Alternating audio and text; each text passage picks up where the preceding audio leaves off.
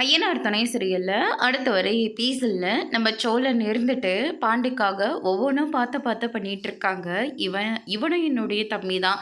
எனக்கு இவனுக்கும் 1000 சண்டைகள் வரலாம். ஆனால் இவன் வானத்திக்கு இவனை ரொம்பவே பிடிச்சிருக்கு. அதனால் எப்படியாவது இவங்க 2 பேர்த்தையும் நம்ம தாங்க சேர்த்து வைக்கணும்.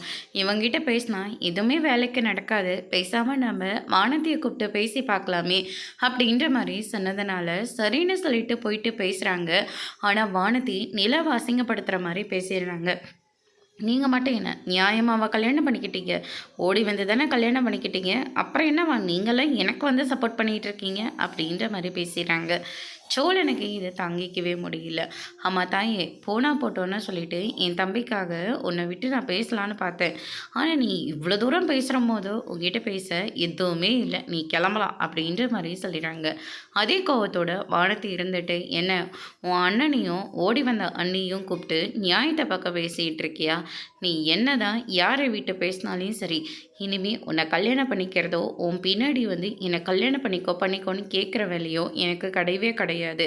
எங்கள் வீட்டில் பார்க்குற மாப்பிள்ளையை தான் நான் கல்யாணம் பண்ணிட்டு சந்தோஷமாக வாழ போகிறேன். தேவையில்லாமல் இந்த மாதிரிலாம் யாரும் வந்து எங்கிட்ட பேசக்கூடாது அப்படின்ற மாதிரி சொல்லிடுறாங்க. சோழனுக்கு எதுக்கு இந்த வேலை அப்படின்னு சொல்லிட்டு நேராக வீட்டுக்கு போயிட்டு உன்னை பெரிய இவன் காதலை சேர்த்து வைக்கிறேன்னு சொல்லிட்டு அவகிட்ட போய் கெஞ்சிட்டு வந்திருக்க. உன்னை யாரை இதெல்லாம் பண்ண சொன்னாங்க அப்படின்ற மாதிரி சொல்லி சண்டை போட்டுட்ருக்காங்க. நிலாவில் தாங்கிக்க முடியாமல் பயங்கரமாக கத்தி விட்டுறாங்க. அதோட இன்னைக்கான பிரமோ முடிச்சிருக்காங்க.